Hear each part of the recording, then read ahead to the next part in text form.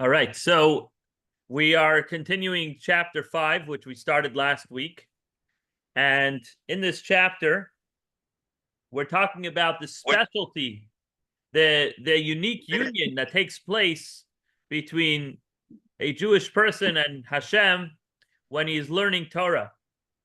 And Alter Rebbe describes it as a yichud nifla she'ein yichud kamayu, a wondrous unity unlike any other unity. And he describes how when you learn a subject, you have to immerse yourself in the subject, but also the subject enters you. It enters and becomes a part of your brain. So he gives an example that the same is true when it comes to learning Torah. That when you learn a halacha, you learn a mishnah, whatever it is, you're surrounding that subject matter, but also that subject matter is going into you.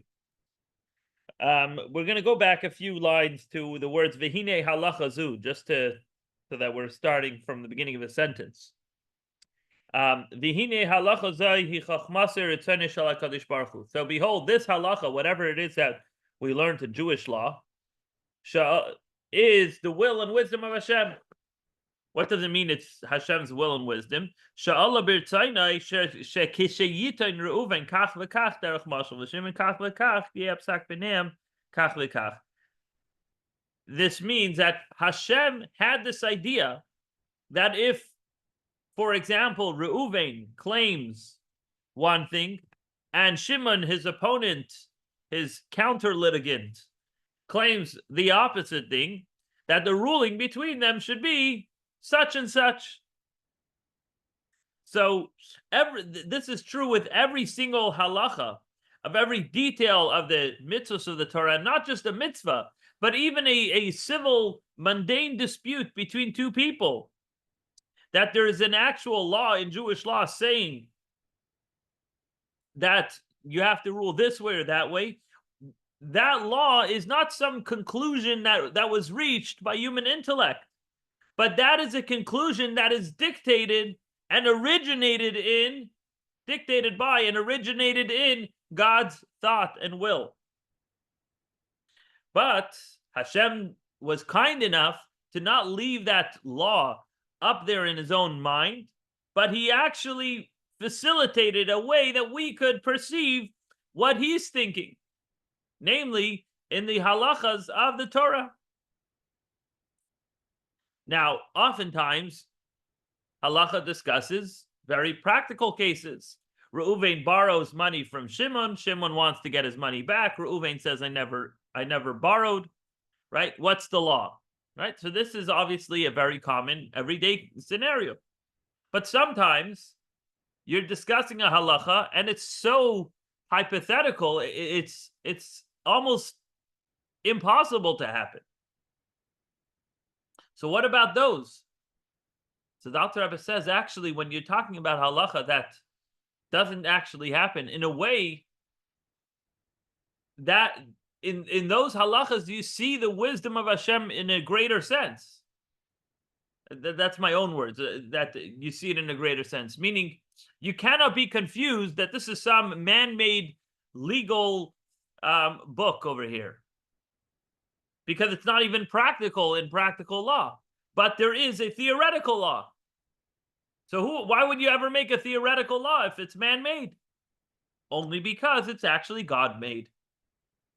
So yes, many of these laws have practical implications, but once in a while you have a law that's not practical. The example we gave was the rebellious son. The father and mother have to present him to the court, and they say he doesn't listen to our voice, and our sages learn from that the father and mother have to have the same voice. Now go figure, how do a father and mother have the same voice? That's impossible, right? I mean, just genetically, men and women sound differently, right?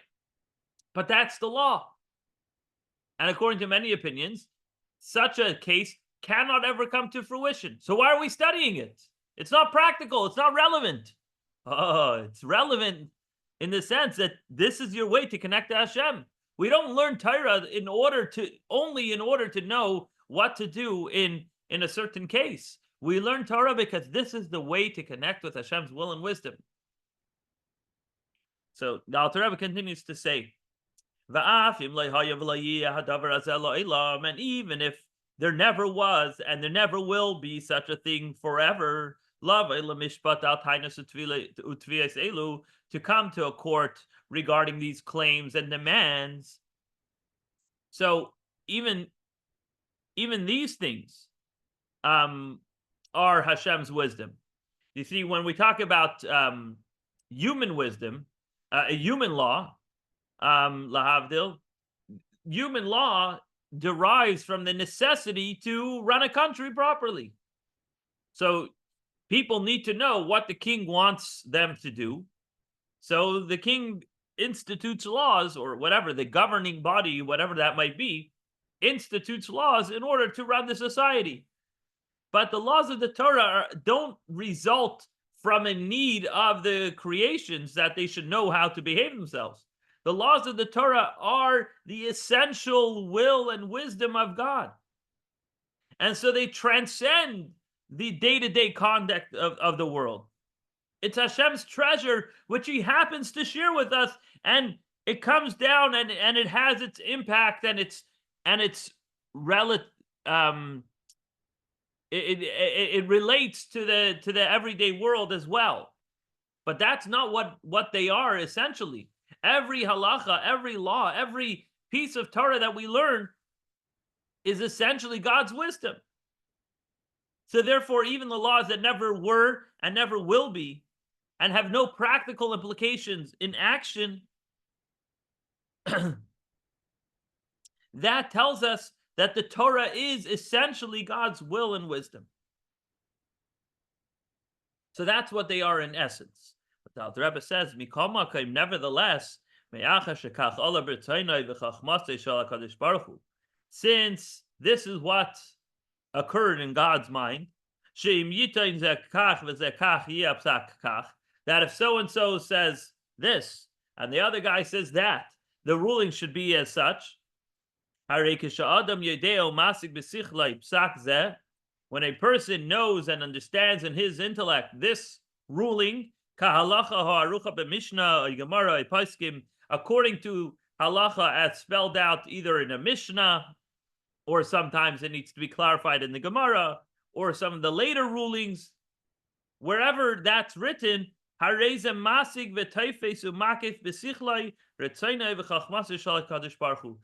person, when he's learning that law, he is grasping, he is holding on to, he is using his mind to surround the will and wisdom of God. So he's encompassing, enwrapping his mind around the wisdom of Hashem, which is incredible. Because normally we say, and the Zohar says, "Deleith machshava tvisa bei," that no mind can hold on to it. Certainly nobody could hold on to God's will and wisdom. But there's one exception. Unless God brought his will and wisdom and invested them and clothed them into the laws that are present in front of us, into that Mishnah that we're studying. That's how we can actually take hold of God's wisdom. And that happens when we learn Torah. So it's not just that we create a bond, a connection. It's like two ends of a rope coming together with us and God's wisdom. But this connection is in a way of tfisa. It's grabbing it. It's absolute unity. And that happens when our own minds, our own brains starts to think and obligates our, not obligates, when our mind compels us to think in a certain way based on what we studied in the Torah. So it turns out that Hashem's wisdom and the person's wisdom are all one. And he says, furthermore, v'gam sichle melubash bahem. So not only are you grabbing that Torah concept, that Torah law, God's wisdom from the outside, you're grabbing it and taking hold of it, but also, like we said last week, like a laser, you're penetrating that idea, that piece of God's wisdom, you're going into that as well. So it's not just you're taking it from the outside, but you are immersing yourself into it. You're totally farchapt, as we say in Yiddish. You're totally taken over by that wisdom to the point where your mind cannot think of anything else because it completely immersed in that study. Just about the idea of this unity, they once asked the fifth Lubavitcher Rebbe, I believe, the Rebbe Rashab, why he does a certain thing. If I'm not mistaken, the story was in regards to washing his hands 3 times before bread, even though technically, according to Jewish law, you can do it only 2 times. And regardless of what the particular scenario was, but his response is what matters. He responded, he said, I can't quote you the source, but I do know that from the age of 9 years old, I have trained my body to act only in accordance with the code of Jewish law. And so if I do it in this way, I know for a fact that this is not something that I'm doing on my own volition, on my own, it's not my own invention, but this comes from Jewish law. I mean, it takes a certain character to be able to say that with such certainty and with a sense of humility as well, not in a boastful way at all. Why? Because this is a prime example of someone who fused their own mind with God's wisdom to such an extent that their own mind compels them to think in the way that Torah thinks, in the way that God thinks. And that's only possible when we study Torah. So the Alter Rebbe continues, V'hu yichud nifla. This is a wondrous unity. She'ein yichud kamayu. There is no such unity. V'lai ke'erkai nimtza klal begashmius. And there's nothing like it at all in this physical world. There is no such unity that could happen in this physical world. Liyas lachadim u'michadim mamish mikol tzadapina, to be like one and united literally from every side and every corner. So God created our intellect in such a way that there can be a absolute fusion and unity with 2 things. And there's nothing even similar to this when we're talking about physical things. Because 2 physical things, when they come together, even when they blend together very well, they're still 2 separate things. Right? If you go to a lab, you can take a cake that has flour and sugar and eggs and vanilla extract and whatever else, and you can go to a lab and you can literally take apart each of these things and separate them. So each of these food items, or any physical object for that matter, has different things that you can take apart. And if you ask a chemist, they can take any liquid solution, which seems like everything's so well finely mixed together, and they could really piece it apart. Why? Because that's how this physical world works. Things can be adjacent to one another. They can come close to one another. It might appear as if they're really united with one another, but they're ultimately separate. But when it comes to intellect, when it comes to wisdom, it really becomes one from every side and every angle, because whatever idea you absorbed, whatever concept you just learned, now that becomes a part of your brain. It becomes a part of the way your own brain operates.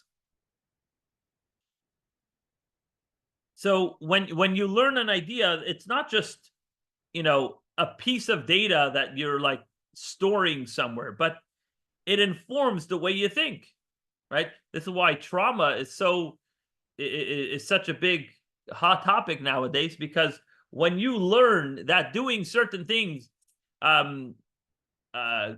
creates a certain reaction, right? Like a child who is unfortunately abused by the adults in their life. So they learn that when they go out of line, they're going to get a slap in their face. And that's something that's embedded in their psyche. You can't separate it from them.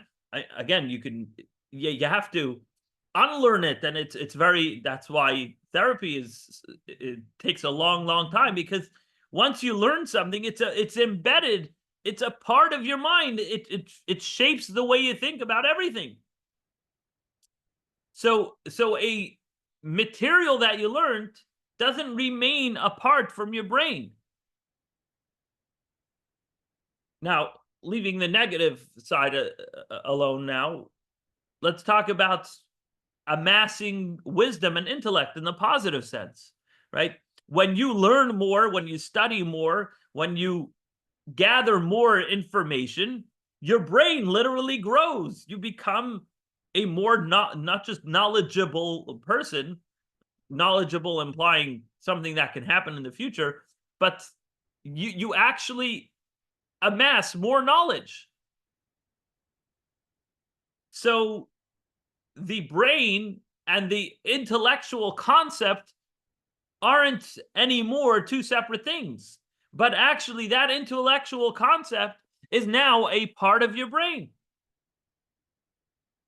And so the connection between human intellect and God's will and wisdom, which is created when we study Torah, that is a wondrous unity with godliness, where you cannot achieve such a unity by doing anything else, by being anywhere else, because only when you study the Torah do you make your mind and yourself totally united with godliness, to the point that you are in one with godliness from every side and every angle. So, just to summarize what we've learned until now in this chapter, we're trying to understand the unique advantage of Torah.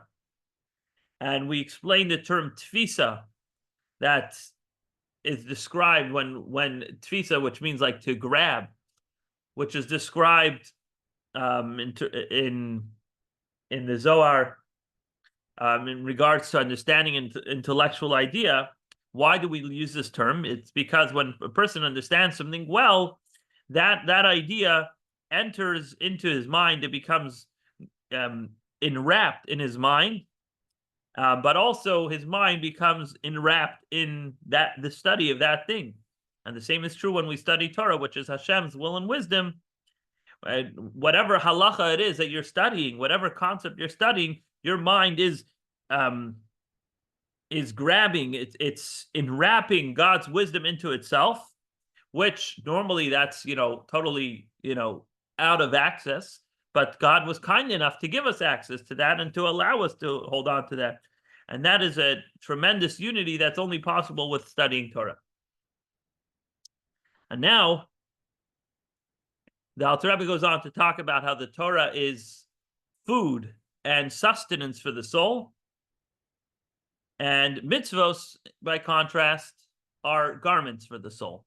So one is helping you internally, and one is helping you externally. So and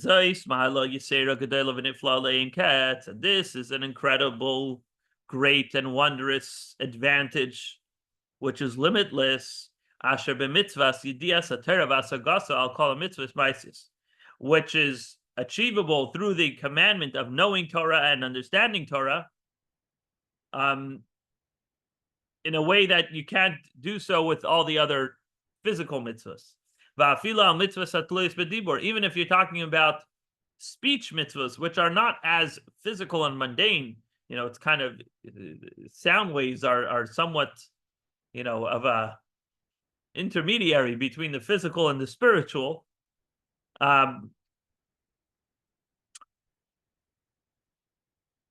So studying Torah and the wondrous unity that's accomplished in studying Torah has an advantage over all the mitzvahs, including those of speech, and even over the mitzvah of studying Torah, which involves speech. You see, because within the mitzvah to study Torah, there's really two obligations. There's the obligation to learn Torah, which it says you should toil in it day and night. And that the learning Torah primarily is a speech mitzvah, as it says in we got where there's a pasuk that says "Layamush sefer Torah zemi picha." The sefer, this sefer Torah should not move from your mouth. So we see that toiling in Torah involves the mouth. That when you read Torah, you should read it out loud. You should verbalize it. Okay. But then there's a second element in learning Torah, which is knowing Torah. And to know Torah, that's something that happens with your mind. Now, it's interesting to note, we know that there's the written Torah and the oral Torah, right? So with the written Torah, the primary obligation, in other words, with the 24 books of the Tanakh, the primary obligation is to recite it, to learn it. In other words, to recite the words with your mouth. And thereby you're accomplishing the mitzvah of learning Torah. Of course, you have both elements, the element of understanding it, and really you should have both. But the primary focus with Tanakh is the recital of it, right? So if you take your Chumash and you want to do your daily Chumash of this week's Parsha, and you look at it, and you look at the Hebrew, and then you look at the English, so you know exactly what you're reading, but no words came out of your mouth, you're missing out on the crucial point of reciting words of Torah. That's the element of studying. But then there's the element of learning Torah, which means of knowing Torah. I'm sorry. Knowing Torah means to understand it with your mind. So when you're learning, for example, the Gemara, any tractate in Talmud, again, you should also say it with your mouth. But if you didn't, but you read it and you understood it with your eyes, then you accomplished the primary goal of the oral Torah, because the Talmud is oral Torah, or halacha. It's also oral Torah. So ideally, you should also recite it with your mouth. But the primary thing is to recite it, to know what you're absorbing intellectually.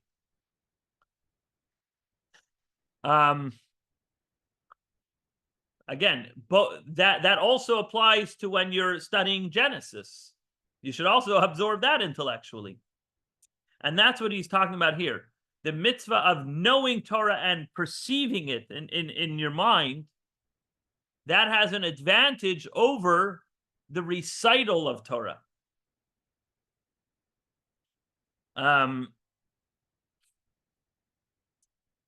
So what's this? So what's the advantage? The advantage is you have a greater closeness to Hashem. In other words, the bond that's created between the learner and the Creator Himself is much greater than the bond that's created with any other mitzvahs.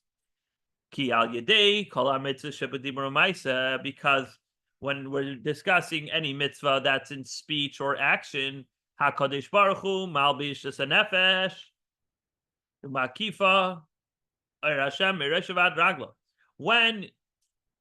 When you do all the other mitzvahs of speech and action, Hashem encloses the soul and surrounds it from head to toe. Uviyadiyas ha-Torah, but when you know Torah, when you understand Torah, besides for the fact that your intellect is enclosed in the wisdom of Hashem, in other words, Hashem is surrounding you, just like with other mitzvahs. Hinegam chachmas Hashem b'kirbai, but also the wisdom of Hashem goes inside of you, right? So, in other words, let me give you a practical example. When you give tzedakah, you pick up a coin with your hand, think of the coin that you're doing that mitzvah with radiates godly energy, which surrounds your whole body. But it doesn't permeate your blood. It doesn't permeate your veins. It surrounds you and gives you new life because it's surrounding you, but it doesn't penetrate the very substance of your flesh and blood. But when you learn Torah, it's actually transforming your brain. It's creating synapses in your physical brain. It's literally going inside of you. And that's something that's only possible when we understand Torah. Because even if we're reciting Torah that we're reading, but let's say you're reading Tehillim and you're reading it in Hebrew and you're an English speaker and you don't understand what you're reading, you get the mitzvah of reciting Torah because it's one of the 24 books of the Tanakh and you should recite it. But it's like an external mitzvah because those words are coming out. But if you perceive it and you understand what you're reading, and especially if you're studying the commentaries on it and you're really absorbing it, then it gets absorbed. It becomes a part of you. And that's something that's only possible when you study and you understand God's wisdom, which is in the Torah. We'll stop here for today and continue Mitzvah Shem. Actually, I'm not sure if we can do next week.